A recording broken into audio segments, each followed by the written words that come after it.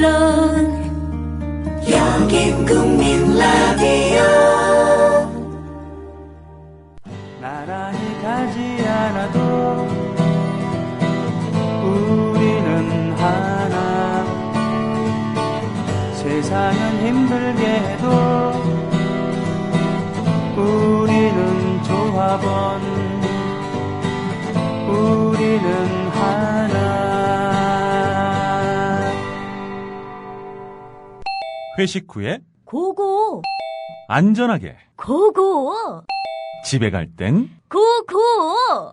회식 후에 안전하게 집에 갈 땐 고고 대리운전. 말로 거는 대리운전. 고고 대리운전. 1636 누르고 고고 대리운전. 네네, 고고 대리운전입니다.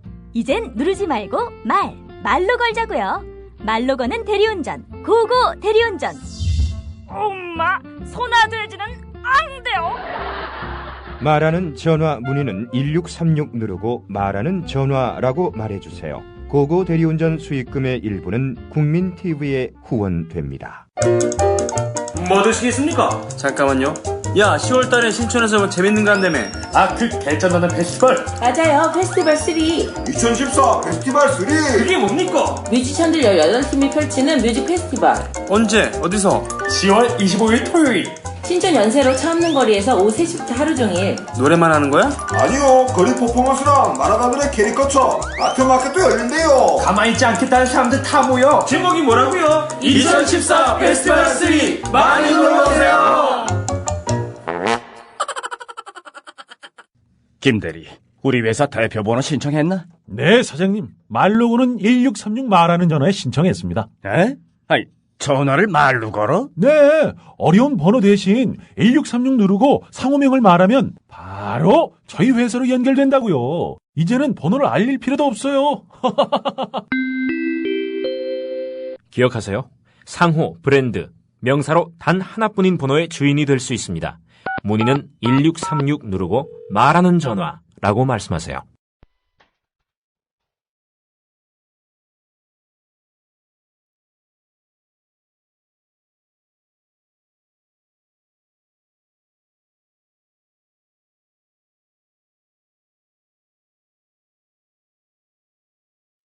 고상만의 수사반장.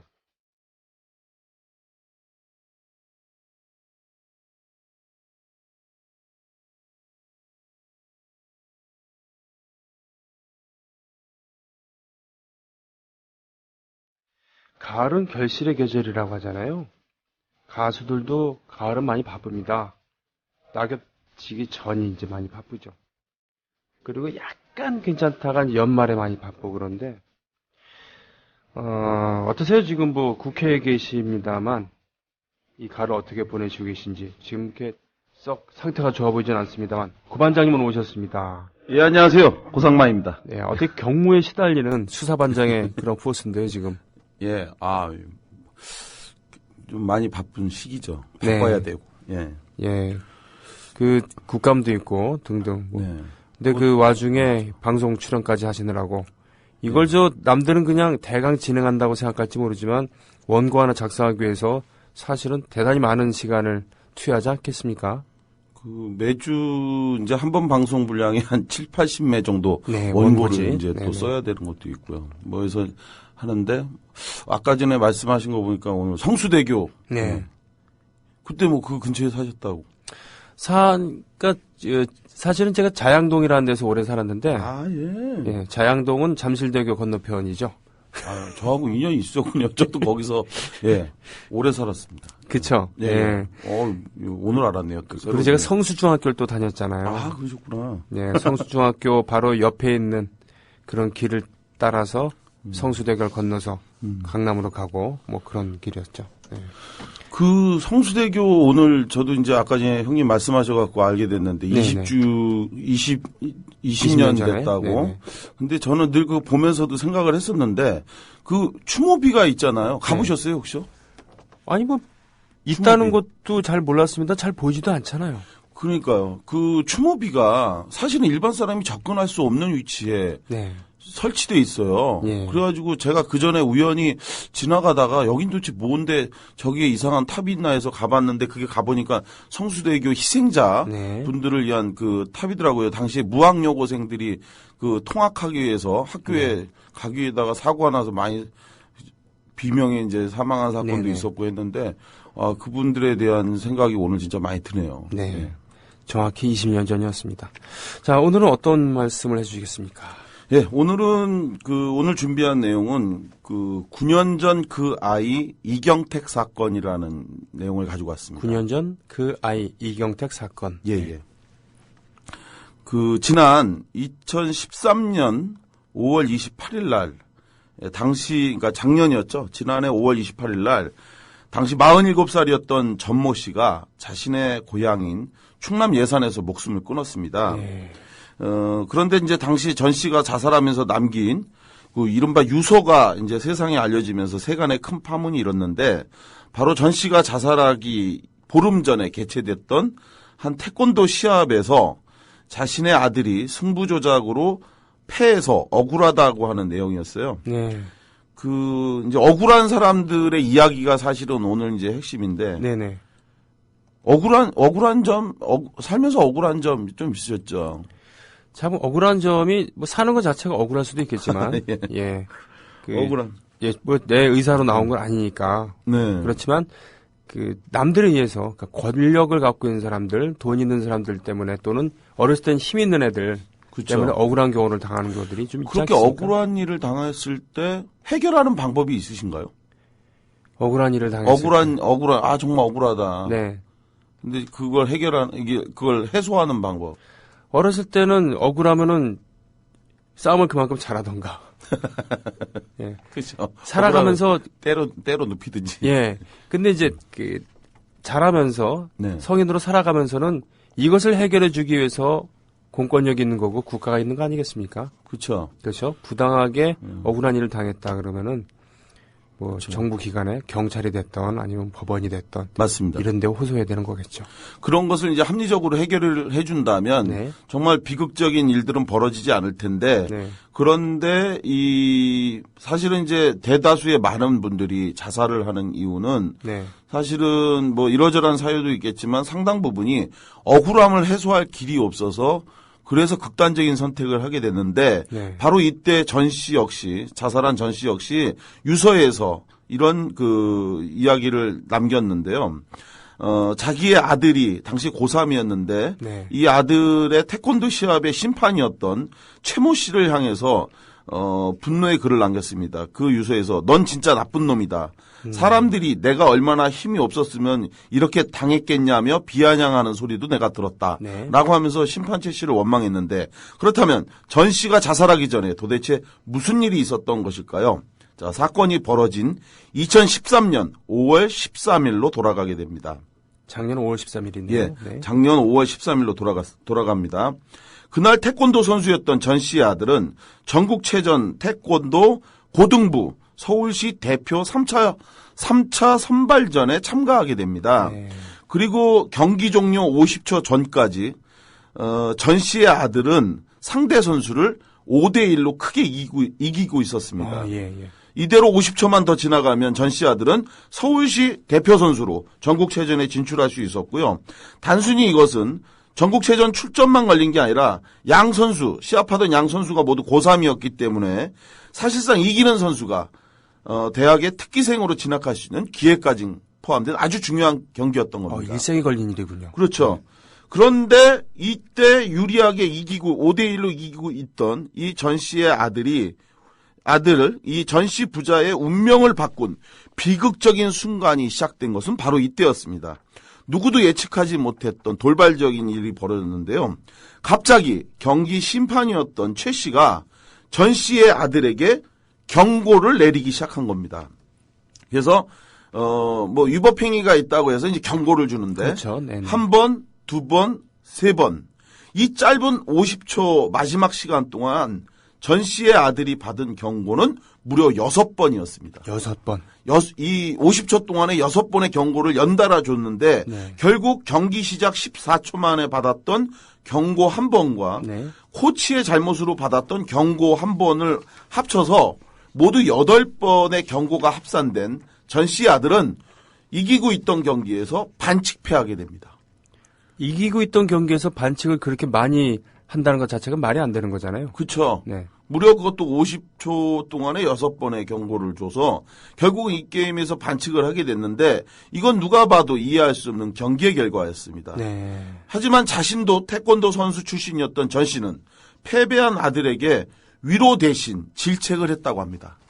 심판의 불공정한 행위로 패배했다고 생각한 아들이 좌절할까봐 네. 오히려 아버지 전 씨는 풀이 죽은 아들에게 내가 더 열심히 해서 지는 경기가 되지 않도록 더 노력해야 하지 않냐? 앞으로는 더 잘해야 된다라고 하면서 강한 선수로 다시 일어나 시작하라고 질책성 이야기를 했다고 합니다. 예. 그런데 정작 이 사건에서 진짜 절망한 사람은 따로 있었습니다. 바로 아버지 전 씨였습니다. 아버지 전 씨는 그 일이 있고 나서 보름이 지나가던 날 충남 예산 자기 고향의 인근 사찰 근처에서 예. 자살했습니다. 아이고. 예. 선수 출신이면서 태권도 도장의 관장으로 일하고 있던 전 씨는 이 경기가 자신의 아들이 못해서가 아니라 심판 최 씨의 고의적인 승부 조작으로 패배한 것임을 누구보다 잘 알고 있었고 그래서 그 울분을 끝내 참지 못한 겁니다. 예. 한편 전 씨가 유서를 남기고 목숨을 끊 차 서울시 태권도협회는 자체 진상조사위원회를 구성해서 조사를 하는데요. 이때 자체 조사를 통해서 그들이 조사를 했지만 진짜 진실은 찾아내기 어려웠죠. 네. 서울시 태권도협회는 주심이 경기 운영을 미숙하게 했을 뿐 고의적인 잘못은 없었다라고 처리했고 이후 이 최 씨에 대해서 서울시 상임심판에서 제명을 하고 나머지 위원장들이 보직 사표를 내는 것으로 이제 마무리가 됐습니다. 그런데 이 사건의 진짜 진실이 밝혀진 것은 약 1년 5개월, 그 사건이 발생하고 1년 5개월이 지나가던 지난달 9월, 지난 9월에 이 잊혀졌던 사건의 놀라운 비밀이 밝혀집니다. 지난달이군요. 예, 예. 네. 전 씨가 목숨을 끊은 지 약 1년 5개월이 지나가던 그때 전 씨 사건의 진정을 받고 수사에 나섰던 경찰청 특수수사과가 밝혀낸 진실에 의하면 아버지 전 씨가 유서에 남겼던 내용보다 더 끔찍했습니다. 승부 조작이었다는 의혹은 전부 사실로 밝혀졌고 이러한 승부 조작에 개입한 사람들은 이 사망한 전 씨가 의심했던 그 심판 최 씨만이 아니라 사실은 자체 조사를 지시하고 그렇게 해서 처리를 했던 태권도 협회 간부 7명이 개입된 조직적 범죄였던 것으로 드러난 겁니다. 아이고 세상에. 예. 경찰 발표에 의하면 전 씨 아들과 시합한 상대 선수의 아버지는 충청권의 모 대학 태권도 경영학과 교수였고 자신의 아들이 대학을 가야 하는데 입상 실적이 없으니까 이걸 좀 도와달라고 자신의 지인에게 부탁을 했고 이 청탁이 서울시 태권도협회로 전달이 되면서 조직적인 승부 조작이 이루어졌습니다. 그래서 바로 아까 전에 말씀드린 것처럼 경기 종료 50초를 앞두고 시대에 그 경고가 6번이 쏟아지면서 끝내 이제 이렇게 패배하게 된 거죠. 결국 이러한 부정행위로 아버지를 잃었던 피해 선수는 늦었지만 그 진실을 밝혀준 경찰에게 고맙다.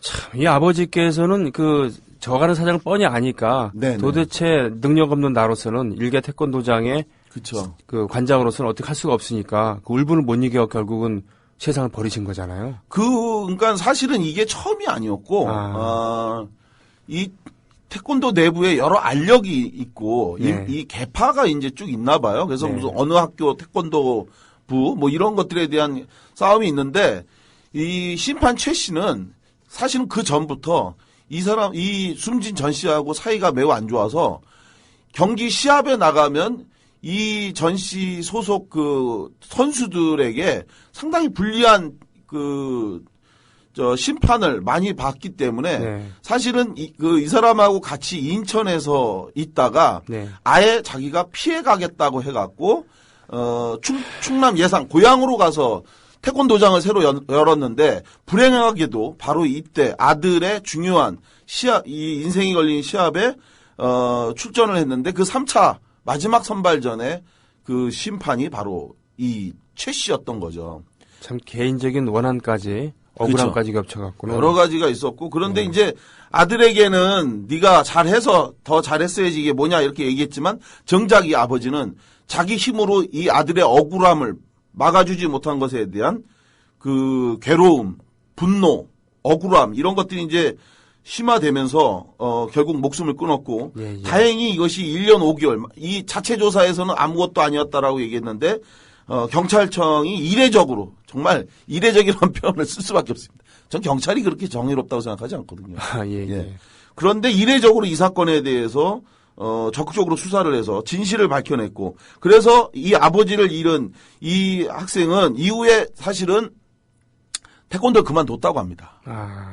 태권도를 그만두고 그 충격으로 인해서 그 정신과 치료까지 받으면서 그렇잖아요. 아버지가 그렇게 자기 일 때문에 이렇게 됐으니까. 그래서 이제 했는데 이제라도 아버지가 이야기한 진실이 밝혀져 저 세상에서나마 아버지가 좋아하시지 않겠냐라고 이야기를 했다고 합니다. 예. 그런데 이처럼 지독하게 이 사건 사실 굉장히 지독하게 안타까운 사건이죠. 네네네. 그런데 여하간 해피엔딩으로 끝난 거잖아요. 네. 어떤 형태로 보면 진실이 밝혀졌고 아버지 억울한 죽음이 사실이었다는 것이 밝혀져서 했는데 오늘 고상만의 수사반장이 이야기하려는 주제 9년 전 그 아이 이경택 사건은 이마저도 못했습니다. 저는 오늘 세상에 다 알려지지 않은 이 사건 당시 고등학교 3학년이었던 이경택이라고 하는 학생의 이름을 다시 이야기하려고 합니다. 오늘 다시 우리는 2005년 4월 한 지방의 유명 사립고등학교 교문 앞으로 돌아가겠습니다.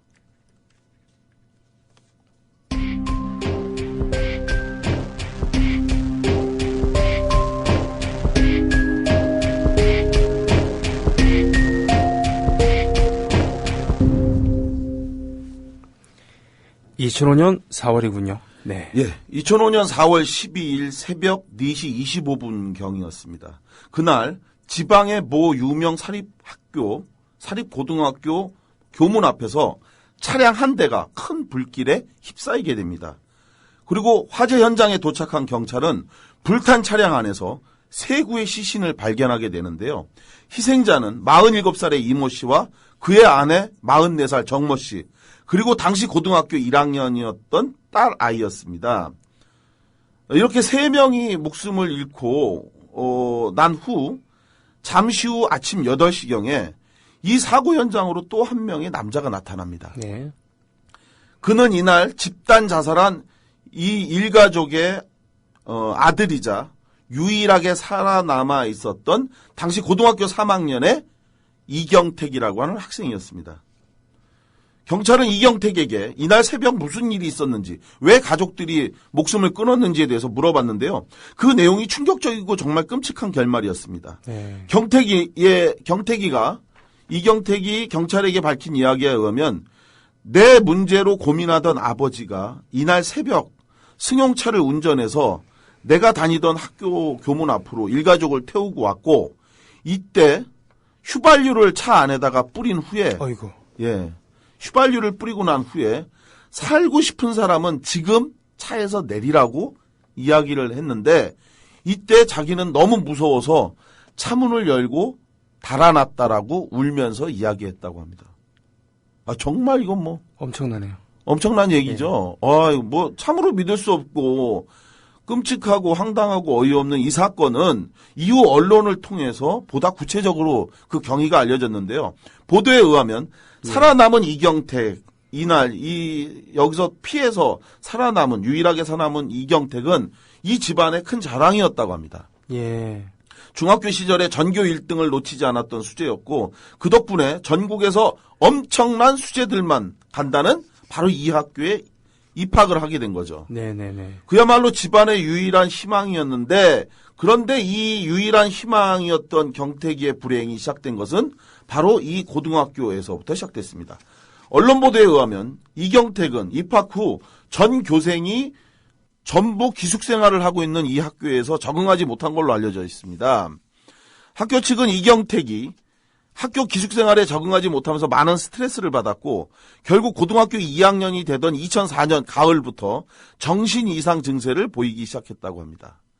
하지만 이러한 이경택의 정신적 이상 증세가 매우 심각해지면서 학교가 처한 대처 방식은 솔직히 이게 과연 교육인지 의심스러워요. 학교가 어떤 방식을 했냐면 이경택의 아버지에게 경택이를 다른 학교로 전학시킬 것을 요구했다고 합니다. 그러니까 아픈 애를 치료해서 보듬어 주는 게 아니라 애가 문제가 있으니 다른 학교로 전학 가라. 쉽게 얘기하면 면학 분위기 해치니까 내보내달라. 이게 교육입니까? 진짜. 참. 결국 이 문제로 인해서 이 아버지가 비관한 끝에 이처럼 극단적인 선택을 한 것으로 언론은 보도를 했습니다. 이렇게 이제 언론이 보도를 하니까 화살의 비난의 화살이 어디로 향했느냐? 그 아버지에게 향한 거예요. 그죠? 예, 그렇겠네요. 저도 처음에 이 보도를 보고 그 아버지 이상한 사람 아니냐? 맞아요. 그 우리나라에서 예를 들면 가장의 또 부부의 문제를 해결하는 데 있어갖고 그냥 애들까지 같이 온 가족이 집단 자살하고 이런 것이 과연 올바른 것인가? 그렇죠. 자녀들을 자신들의 소유물로 여기는 거 아닌가? 뭐 이런 그러니까요. 얘기들이 있잖아요. 그러니까 이게 아무리 그래도 아들이 뭐 좀 그랬다고 해서 이게 다 가족을 다 자살한다는 게 이게 말이 되느냐. 더군다나 휘발유가에 뿌려서 고등학교 딸아이는 무슨 죄가 있다고 그리고 부인은 무슨 죄가 있다고. 언론은 바로 이런 식으로 이제 보도 방향을 끌어갔습니다. 빗나간 부정, 일가족 자살로라는 그런 제목으로 모범생 아들에 대한 아버지의 지나친 기대가 일가족 동반 자살이라는 비극을 불렀다고 단정했습니다.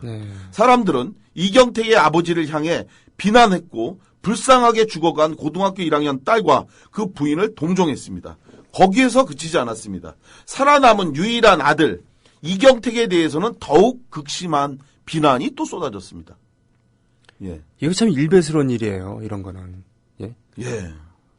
쉽게 얘기하면 넌 왜 같이 안 죽었냐 이거잖아요. 그렇죠. 바로 그겁니다. 일가족이 전부 자기 때문에 죽었는데 혼자만 살겠다고 도망간 이경택에 대해서 입에 담을 수 없는 비난과 욕설을 했습니다.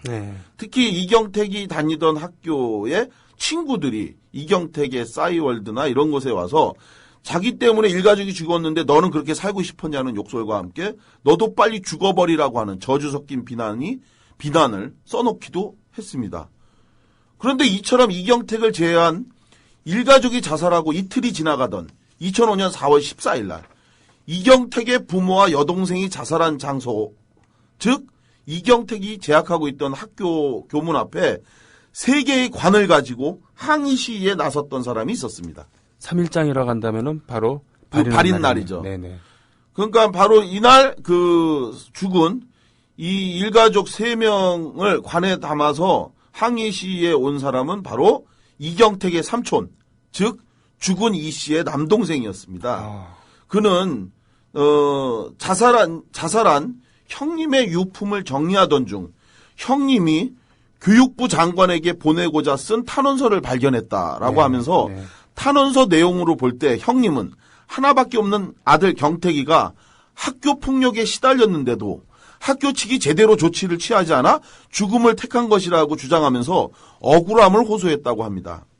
그러니까 정신 이상이나 이런 게 아니라 학교 부정이 아니라 학교 폭력이다. 그러니까 실은 학교에서는 이 경택이가 정신질환이 있었고 그로 인해서 성적이 부진하니까 그 학교에 수업을 할 수가 없다. 그러니 너희는 전학 가라 이렇게 얘기했는데 실은 그게 아니라 그 경택이가 그 학교에서 왕따 괴롭힘을 당했고 이로 인해서 학교 폭력에 의해서 괴롭힘을 당했는데도 학교가 조치를 취하지 않았고 이것에 대해서 학교에 항의하면서 도와달라고 요청했지만 아무런 소용이 없었고 이것이 억울하고 분해서 죽게 된 거다. 네. 이런 내용으로 이제 항변했습니다. 네. 하지만 이러한 유족의 항의는 세상에 알려지지 않았습니다. 학교 측은 유족이 이처럼 주장한 것에 대해서 오히려 자신들이 피해자라고 주장했습니다. 예. 이경택 유족의 주장은 사실과 다르며 오히려 피해자는 학교라고 주장을 한 건데요. 그리고 실제로 이 일로 인해서 일생이 걸린 대학 진학을 앞두고 있는 우리 학교 학생들에게 엄청난 피해를 입히고 있는 건데, 이러한 무분별한 언론 보도에 대해서 자신들이 단호하게 대처하겠다고 하는 강경한 입장을 여러 차례 발표하기도 했습니다.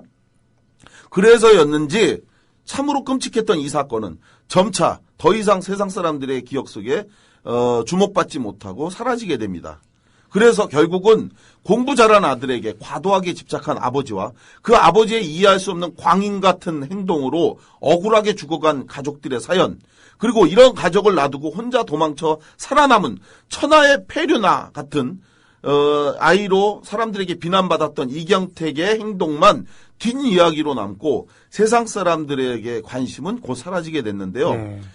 이렇게 사라졌던 이 사건이 다시 세상 사람들에게 주목을 받았던 것은 바로 이 사고가 일어나고 석 달이 지나가던 그해 2005년 7월 15일의 일이었습니다. 그날 또 한 명의 사람이 목숨을 끊었습니다. 저런. 바로 이경택. 그날 차에서 도망갔던 마지막 남아있던 고3 아들이었습니다. 아이고. 언론 보도에 의하면 경택이는 이날 자신이 다녔던 그 학교를 찾아갔다고 합니다. 삼촌은 평소 경택이가 학교를 다시 다니고 싶어 했고 친구들이 보고 싶다는 말을 여러 차례 했다고 합니다. 그래서 경택이가 자기가 다녔던 학교를 찾아갔는데 이날 자기가 찾아간 학교의 태도는 매우 단호했다고 합니다. 경택이는 이때 이미 이 학교 학생이 아니었죠. 그렇죠. 경택이 사건이 나고 나서 경택이는 정신과 치료를 진짜로 받게 됐고 그 일가족이 그렇게 처참하게 죽었는데 어떻게 제정신으로 살 수 있겠습니까? 그렇겠죠. 그래서 정신과 치료를 받고 하는 그 상황에서 학교는 이 경택이의 학적부를 정리를 했고 그래서 학생이 아니었던 경택이가 자기가 다녔던 3학년 교실에 들어가니까 당시의 교사는 경택이를 복도로 내쫓아버립니다. 교무실에서 사람을 부르던가 아니면 양호실로 데려가갖고 어디 아픈 데 없느냐. 그렇죠. 이래야 되는 거 아니에요? 그게 상식인데 여하간 이 아이를 선생님은 이 불쌍한 아이를 선생님은 다시 복도로 내쫓아버립니다. 그리고 문을 걸어 잠근 채 수업을 합니다. 그리고 잠시 후 경택이는 아무도 없는 그 텅 빈 복도에서 자신이 가져간 농약을 마시고 자살을 합니다. 아휴. 그렇게 자살을 기도했던 경택이는 3일 후인 7월 18일 날 끝내 숨졌고요. 결국은 일가족이 모두 그렇죠. 3개월 사이에 모든 일가족이 다 목숨을 끊은 것입니다. 도대체 경택이는 왜 학교에서 다시 목숨을 끊은 것일까요? 경찰 발표에 의하면 고등학교에 적응하지 못한 자신 때문에 부모님과 여동생이 자살하여 경택이가 이를 비관했고 그래서 또 경택이마저 목숨을 끊은 사건으로 결론 짓고 이 사건을 종결짓게 됩니다. 이렇게 해서 누구도 처벌받지 않고 또 비난받지 않은 채 경택인의 일가족의 사건은 끝나고 이후 사람들의 기억 속에서 이 사건은 완전히 사라지게 된 거죠. 하지만 저는 이걸 잊을 수가 없었어요. 처음에 2005년도에 이 사건을 접하고 나서 도대체 아무리 그런다 해도 어떻게 이런 일이 있을 수 있는가라고 해서 이해할 수가 없었고 왜 일가족 4명이 이처럼 어처구니없게 죽게 된 것인지 정말 아무도 잘못한 사람이 없는데 경택이와 그 일가족이 미쳐서 죽었다는 것인지 그래서 사람들의 비난처럼 공부 잘하던 아들이 성적이 떨어지자 이를 비관해서 이렇게 모두 자살에 이르게 됐다는 경찰의 발표가 모두 사실인지 정신병을 가지고 있던 경택이가 정말 죄 없는 학교를 찾아가서 그냥 그곳에서 또다시 공부하고 있던 학생들을 방해하고 그러다가 끝내 학교에서 목숨을 끊은 것이 사실인지 이것에 대해서 저는 정말 이해할 수가 없었는데 네. 바로 아까 전에 말씀드렸던 태권도 관장 네. 전모 씨 그 사건이 발표된 것을 보고 저는 다시 저도 잊었던 이 사건에 대해서 다시 추적을 한번 시작을 해봤어요. 아, 예, 예. 도대체 정말로 전 씨가 전 씨도 자살하면서 자기가 억울하게 당했다라고 얘기했는데 그걸 아무도 인정해주지 않았잖아요. 그랬었잖아요. 네. 그런데 경찰의 이 조사 결과 사실은 승부 조작이 있었다는 것이 1년 반 5개월 만에 밝혀져서 드러났는데 예. 그 순간 저는 다시 이 경태기 사건을 떠올린 거고요. 네, 네, 그래서 여기저기 자료를 찾고 확인하던 중에 네. 아주 우연히 저는 한 학생이 남긴 장문의 글을 접하게 됩니다. 아, 네. 그 글에서 자신이 그동안 학교에서 어떤 일을 당했는지 무슨 일이 있었는지 아주 상세하게 써 있었는데 바로 그 글의 주인공은 죽은 이경택이가 남긴 진실이었습니다. 학교 측은 이경택 일가족이 집단 자살한 사건에서 학교는 아무런 관련이 없고 잘못이 없다고 주장을 했습니다. 그러면서 만약 허위 사실로 학교의 명예를 훼손한다면 법적 대응 등 모든 방법을 동원해서 강력히 대응하겠다고 밝혔는데요. 네. 그래서였는지 이 사건 발생 당시 사건 중심의 스트레이트 보도 외에는 사실 이 사건에 대해서 그렇게 많이 언급이 되지 않았는데요. 네네. 저는 뒤늦게 찾은 경태기가 남긴 자기가 왜 목숨을 끊었고 또 일가족 아버지와 엄마가 왜 죽었는지 이 사실을 담은 이 아이의 글을 이 고상만의 수사반장 청취자분들에게 알려드리고자 생각했습니다. 이제는 잊혀진 그 사건 그 아이 이경택이 죽어가면서 마지막으로 세상에 남긴 글입니다. 다만 글이 너무 길어서 일부분을 축약했고 네네. 기록된 실명은 전부 가명으로 처리했음을 밝혀둡니다. 그리고 경태기가 당시 19살이었잖아요. 네. 19살 아이였기 때문에 글이 이렇게 좀 정리가 좀 안 된 부분들이 있어서 그 부분을 약간 좀 이해하기 쉽도록만 좀 조금 바꿨다는 점. 알겠습니다. 네. 경태기가 남긴 글입니다. 경태기가 학교에서 있으면서 당한 왕따와 괴롭힘 이런 것들이 굉장히 고통스러웠다는 것을 알 수 있습니다. 식사 시 전원이 자리에서 이동. 자기가 밥을 먹으면 그 자리에서 앉으면 전부 다 일어나서 딴 곳으로 옮겼다는 거죠. 이동 수업 시에서도 항상 이동 수업을 할 때도 항상 혼자 앉음. 아침 점호, 운동장 점호 시 고의적으로 나의 옆자리는 항상 비워져 있었다. 고등학생이라면 나의 마음을 이해할 것이다. 운동장에 일렬로 서 있었는데 옆자리가 항상 빈다. 식사 시 전원이 식탁에서 일어나 다른 곳으로 이동하고 그리고 1학년 방 침대가 있었다. 그러니까 여기가 전부가 기숙사 생활을 했는데 자기네 방에 6명이 생활하고 있었는데 자기 이름만 빼고 5명의 이름만 방에 문에 이렇게 적혀 있었다. 그리고 조명원, 박한결, 이한결, 김대원, 고은영 이 5명의 학생들의 이름을 언급하면서 네.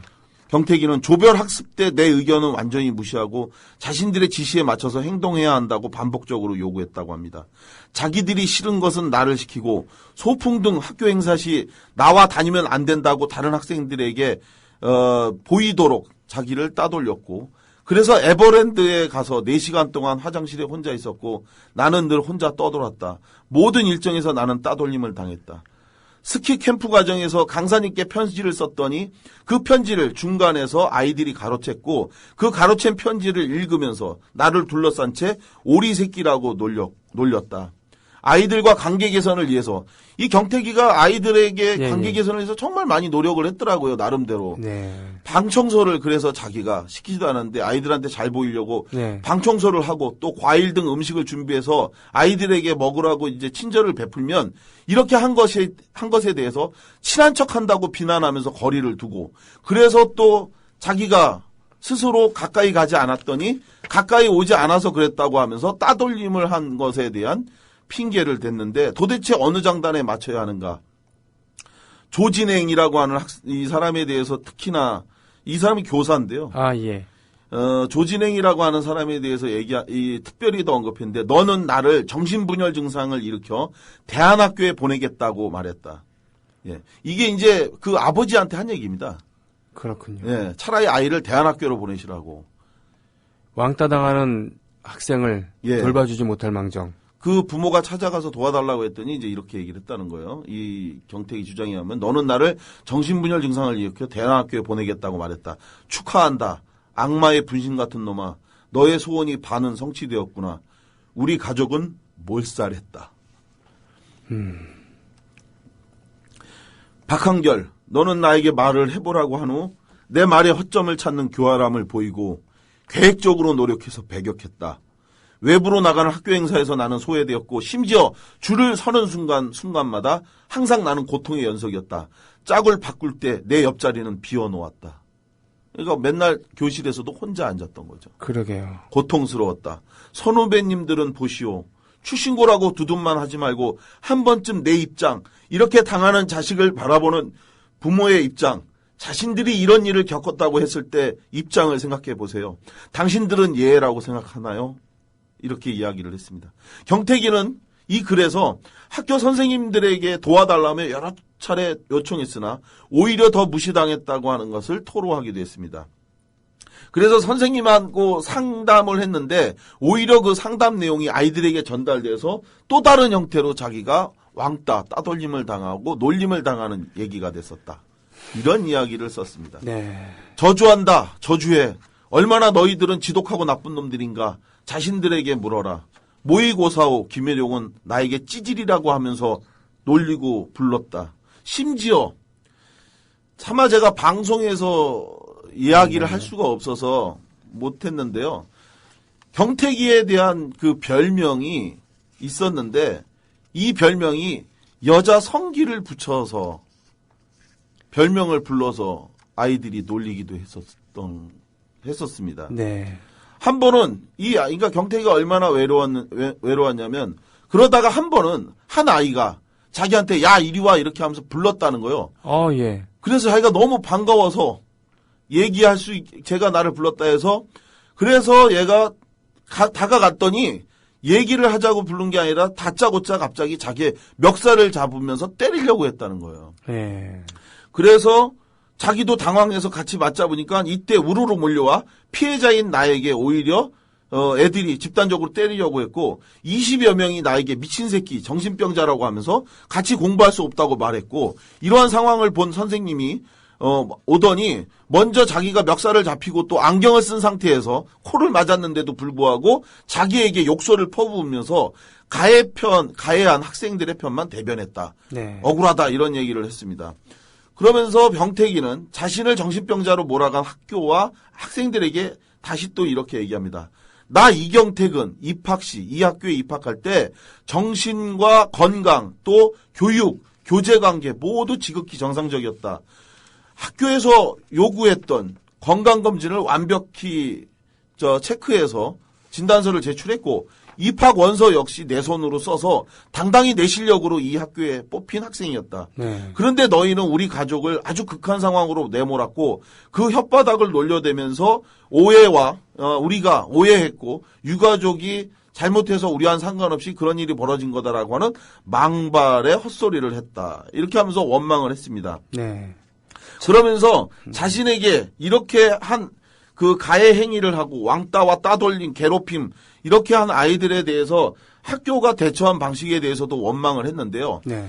저 아이들에 대한 처벌은 단 한 차례도 단 한 번도 없었다. 학교는 우리 가족 사건이 벌어진 후 이런 사실을 단 한 번도 언급하지 않았다. 학생들과 선생은 자신들이 지난날 잘못한 것을 덮기 위해 나를 정신병자로 몰아서 내몰았다. 저주한다. 특히 교사 조혜익. 당신은 전교생 앞에서 나에게 모멸감을 주었다. 나에게 쓰레기라고 이야기했다. 어느 학생이 그 상태에서 참았을까 싶지만 나는 참았다. 나를 정신병자로 몰고 정신병원에서 사람들이 와서 실어간다고 분위기를 조성했을 때 나와 부모님은 참았다. 그러니까 이 죽은 그 아버지, 엄마 앞에서 자기의 아들을 이런 식으로 대한 거죠. 그러니까 억울한 일을 당했을 때 학생이 마지막으로 기댈 수 있는 곳은 학교잖아요. 그렇죠. 예. 학교에서 자신을 돌봐주지 못하고. 그러니까요. 오히려 가해자들 편만. 그렇죠. 다수의 편만. 학생이 억울한 일을 당했을 때 이 억울한 일을 해결해 줄 수 있는 사람은 학교인데 이 학교에서 이런 문제를 하지 않았던 거죠. 경태기는 자신이 당한 왕따 이런 문제에 대해서 학교에 대해서 원망하면서 쓴 이야기에 의하면 왕따 문제에 대해서 자기가 이렇게 얘기를 합니다. 왕따는 자신에게 문제가 있다기보다는 만들어지는 것이다. 예, 자기의 아픈 이야기를 하는데요. 표적, 이른바 한번 표적으로 삼아지면 바로 그 아이가 왕따가 된다. 약해 보이면 절대 안 된다는 것을 나는 절실히 느꼈다. 그러니까 평상시에서도 일상생활에서도 그런 얘기 하잖아요. 한 사람 바보 만드는 것은 정말 쉬운 일이다. 그렇죠? 예, 맞습니다. 여러 명이서 작당해서 한 사람을 바보로 만들거나 한 사람을 왕따시키려고 그러면 그 사람은 일거수일투족 이상하게 보이고 찌질하게 보일 수도 있는 거예요. 그렇죠. 그러면서 자기 최면을 걸어갖고 쟤 못난 놈이야. 쟤 그렇죠. 부적응자야. 전응아야 이러면서. 맞습니다. 예. 그래서 왕따는 자신에게 문제가 있기보다는 만들어지는 것이다. 표적. 약해 보여서는 절대로 안 된다는 것을 나는 절실히 느꼈다. 왕따를 만드는 주모자를 강력하게 선생님이 처벌해 주었다면 나는 그리고 우리 가족은 이렇게까지는 되지 않았을 것이다. 가족들을 살릴 수 있었을 것이다.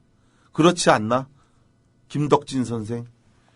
내가 몇 차례에 걸쳐서 당신에게 아이들이 나에게 어떤 점이 불편해서 저러는지 알려주시면 내가 시정하고 그리고 바꾸겠다라고 여러 차례 대안을 내놓았다. 그런데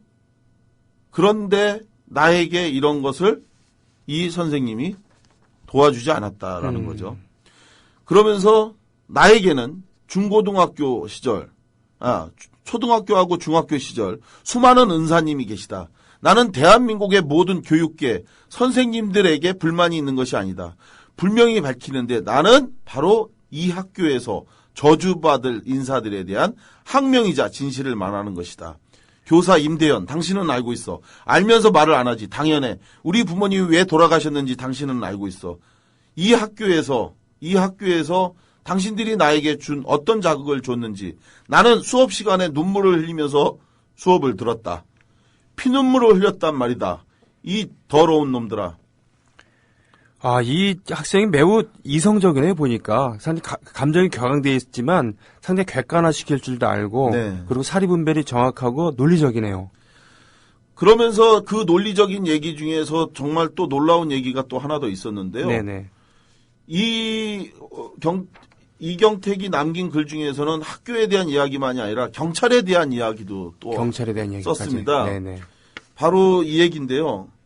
경찰은 3명이 불이 나서 차에서 죽었는데 이 학교의 명예만 생각해서 사건을 정리하려고 하기에만 바빴다. 전 세계 어느 나라 경찰이 3명이나 죽어나간 현장을 검시 3시간 만에 정리하고 깨끗이 치웠을까? 현장 보존은커녕 깨끗이 치웠다. 언론이 도착하기 전에 하루도 아니고 불과 2시간 만에 아주 깨끗이. 그러니까 빨리 이 사건을 수습하는 데에서만 목적이 있었고 이 사람들이 자기 가족이 왜 억울하게 죽었는지에 대해서는 아무 관심이 없었다. 예전에 대구 지하철 화재 사건이 일어났을 때도 아주 깨끗하게 치웠었죠. 전부 다 쓸어서 전부 다 저 쓰레기장으로 다 가져가서 그때 문제가 있었죠. 그렇죠. 예. 그러면서 경태기는 마지막으로 이런 얘기를 합니다. 나를 학교에 놔두는 것이 모험이라며 내 부모에게 말한 사감들. 내가 당한 모든 것을 다 알면서도 묵인했고 궁지에 빠져 허우적대는 내가 그 위기에서 빠져나올 수 있도록 돕지 않았고 오히려 그 일에 동참했던 사람들. 더 이상 내 놈들에게 졸업장이니 뭐니 구차스럽게 말하고 싶지도 않다. 진실이나 왜곡하지 말아라. 고인들의 이름을 더럽히지 말아라. 경태기는 이 같은 글을 남기고 목숨을 끊은 겁니다. 아이고.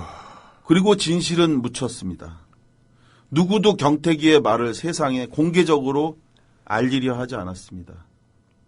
이제 와서 경태기의 외침을 남긴다 해도 이미 숨진 경태기와 그 부모가 당한 고통이 해결될 길은 없습니다. 누구에게나 귀한 자식이었던 경태기와 이런 경태기 같은 일을 또 다른 누군가가 당했다면, 그래서 이를 도와달라고 그 부모가 학교를 찾아가서 상담을 했는데 오히려 그 아들을 정신병자로 치부하면서 대안학교로 전학을 가라고 하면서 권유했다면, 그래서 그 분노와 억울함이 가득해서 그걸 풀 길이 없는 이 부모가 극단적인 선택을 했고, 그렇게 죽은 부모와 여동생을 생각하면서 경태기는 3개월 후에 목숨을 끊은 겁니다. 이게 말이죠. 물론 그 경태군의 글이 모두 100% 사실이 아닐 수도 있겠죠. 그렇죠. 예, 쌍방의 얘기를 들어봐야 되니까. 문제는 근데 이것이 공정하지 않다는 얘기예요. 그죠? 그렇죠. 그러니까 보니까 지방이고 거기에 그 수재들만 모이는 학교고, 그러니까 이 학교에서는 쉽게 얘기하면 애들 공부하는데 한두 명 정도의 부정자들은 그냥 내보내고 애들 남은 애들 가지고 공부시켰으면 좋겠다는 거고. 맞습니다. 지역사회에서는 아니 우리 도시에 우리 동네에 이렇게 훌륭한 학교가 있는데 시끄럽기를 바라질 않은 거고, 경찰에서도 역시 야 이렇게 되면 우리 집값 떨어지고 그리고 이게 우리 도시에 대한 평판이 나빠지니까 그렇죠. 대강 묻고 가자. 네네. 이럴 것 같은 느낌인데요. 아니 그러니까. 실제로 그렇습니다. 이 학교가 굉장히 유명한, 전국적으로 아주 유명한 명문 학교예요.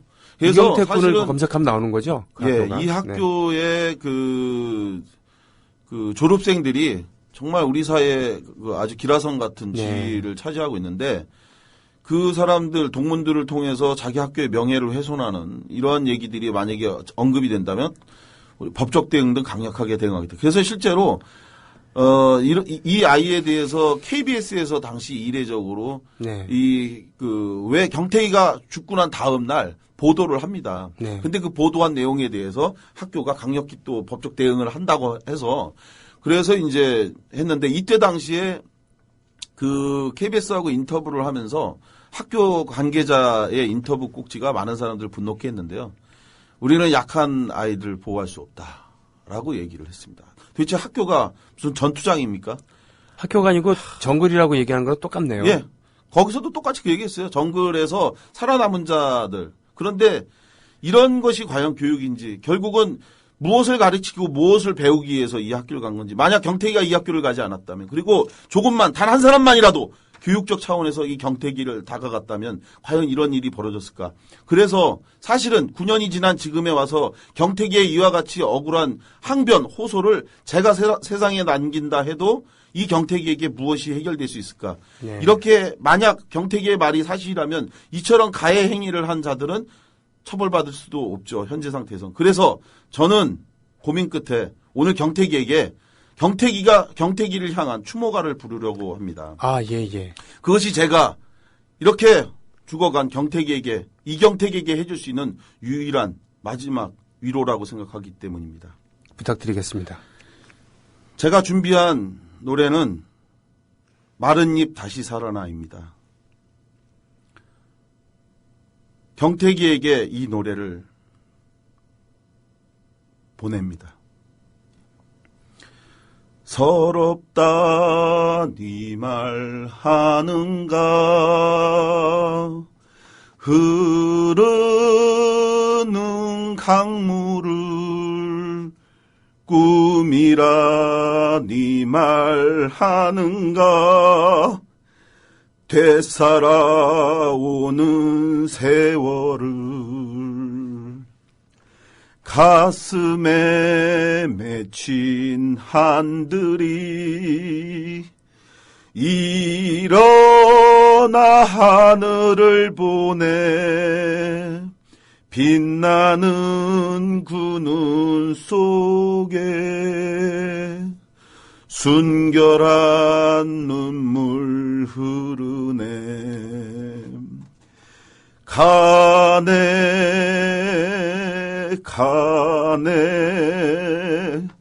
서러운 넋들이 가네 한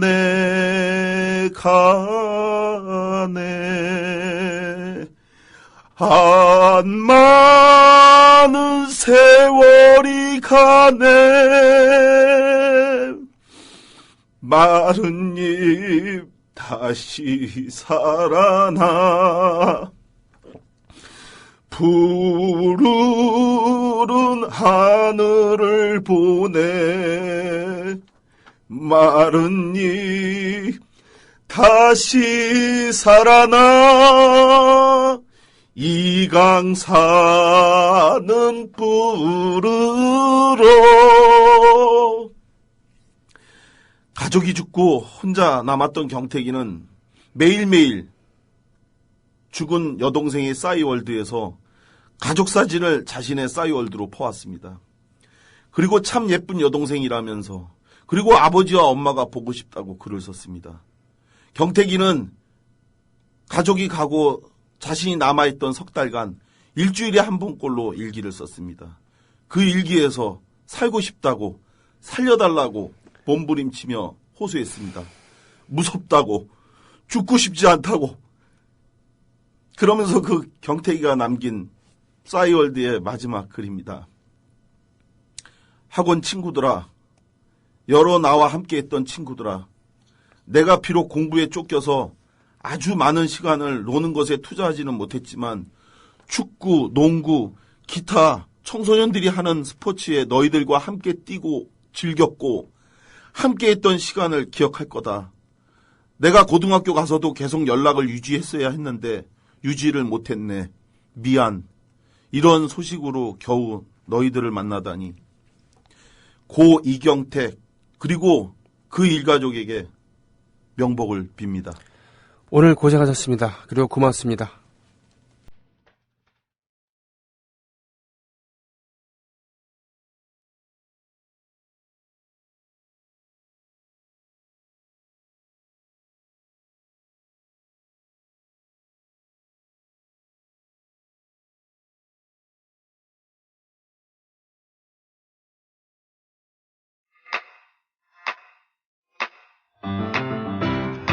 국민 라디오 지지하는 4가지 방법 아시나요? 다운로드하기, 별점 주기, 댓글 달기, 구독하기. 국민 라디오를 보다 많은 이들에게 전할 수 있는 가장 손쉬운 방법. 다운로드하기, 별점 주기, 댓글 달기, 구독하기. 잊지 마세요. 다운로드하기, 별점 주기, 댓글 달기, 구독하기.